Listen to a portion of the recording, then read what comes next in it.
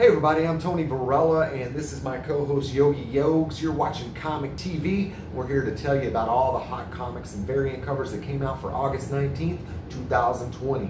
So this is coming at you a day late because I have some health issues with my little guy here, and it was a little touch and go yesterday. I didn't know if he was going to make it through this. He's much better today, but it's still not out of the woods. He's got a medical condition that is probably eventually going to be fatal for him. He's got a growth of some kind in his bladder, and they've already rerouted it.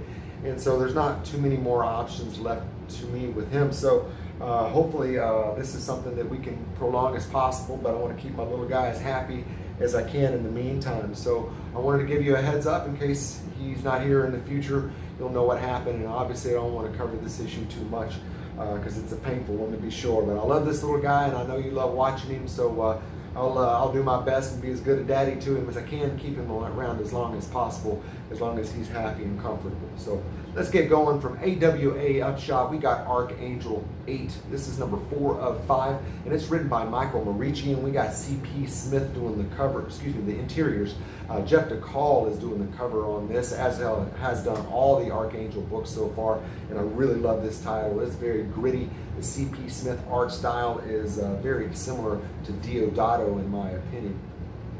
Next up, from Image Studios, we got Decorum number 4. Jonathan Hickman's doing the writing on this, and we got Mike Huddleston doing the art and cover. And I've given Jonathan Hickman a lot of leeway with this book because he's done such a great job on the House and Powers of X-Men titles. But this one I'm running out of patience with, so if it doesn't grab me on this one, I'm going to have to give this book the boot. From Boom Studios, we got Once and Future number 10, and this is written by Kieran Gillen. Absolutely love the writing on this book, and Dan Mora art inside and on the cover is fantastic.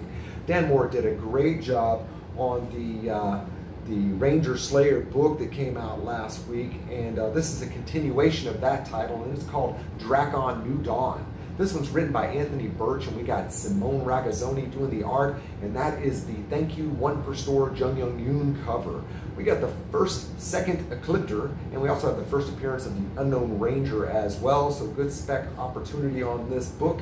And that's it for Boom. We got DC Comics coming up next. This is number 97 on this Batman run. Tinian 4 has absolutely been killing it, and the Jorge Jimenez art, I can't stress enough how beautiful his art is.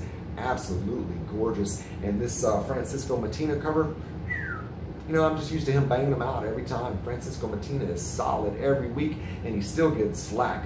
There was also a 1 of 25 variant for this this book, also by Jorge Jimenez. Didn't like the look of it. It was of Harley, and I'm trying to collect those, but only really the new characters, so I passed that one up. And after spending $600 at the vet in the past 3 days, I'm trying to be a little tighter with my money.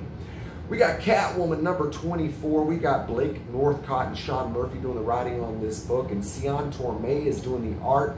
Sean Murphy's doing the cover on this book, and you may know him from the Batman White Knight or Curse of the White Knight series.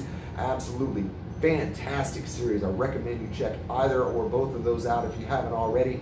The art inside is decent, but you know, Sean Murphy helped with the writing. He could have helped with the art in there as well. But we got the second appearance of Catgirl and Timbra Quartz as well, and there's a character in there as well. I think it's Snowflake or Snowflame or something. He powers up and displays some new powers as well, so some good spec opportunity on that book.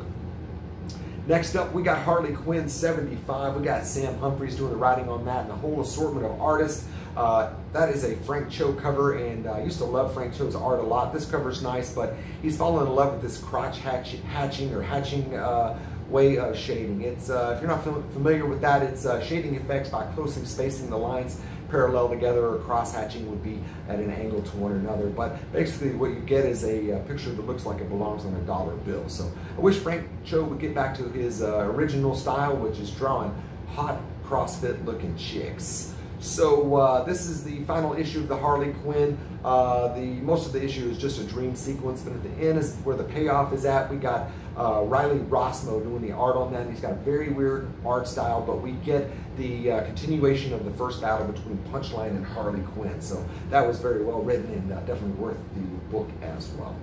So that's it from DC. We got Marvel coming at us with Captain Marvel number 20. Kelly Thompson's doing a great job on this book. Corey Smith's doing the art, and I absolutely love that Jorge Molina cover. We're going to get the first appearance of the Accuser Corps.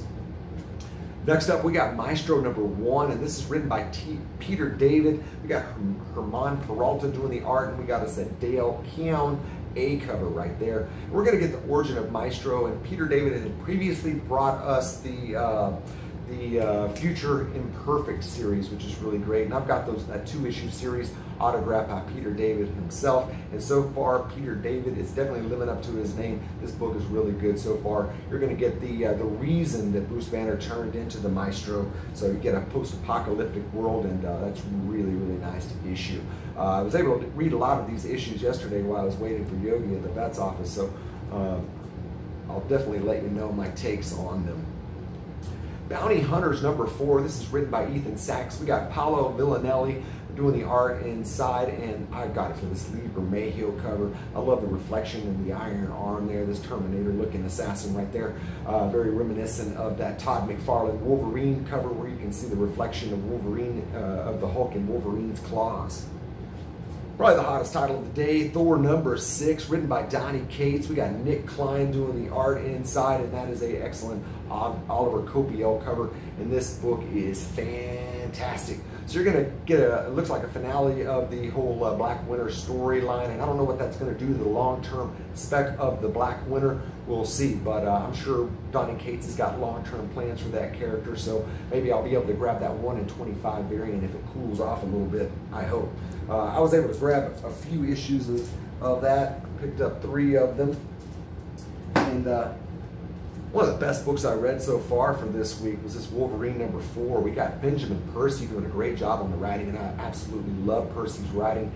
Victor Bogdanovich is doing the art on this book now, and I love Bogdanovich's art style, very reminiscent of Greg Capullo or J. Scott Campbell, maybe a hodgepodge of the two, but it's beautiful stuff.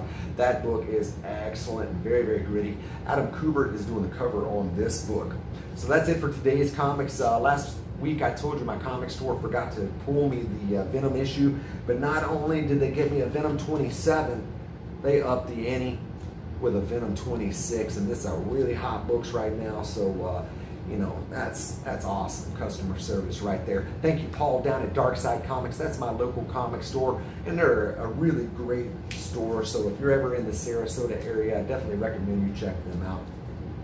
So a few that I got in the mail before I wrap this up. This is a Sacred 6 number 1. It's a Vampirella Kirill Rippin 1 in 500 print run cover. This is an exclusive to Eastside Comics. So go over there to Eastside Comics. They've got some really great variant covers. They also exclusively had John Jang. He does some fantastic Transformer variants as well as G.I. Joes. So check that out. So also a G.I. Joe title that I got from Eastside Comics. This is number 273. This is the Mike Mayhew formal dress. Excuse me, that's the white leather cover. That one's limited to 500. And then I also got the formal dress one, and that one's limited to 1,000. So if you go to that Eastside Comics, you'll also see a Mike Mayhew Lady J 2-pack just like this, where there's a formal dress as well as a battle dress. So check that out. And that's all I got for you today. Please keep Little Yokes here in your thoughts and prayers, and hopefully we'll see you next week. And take care.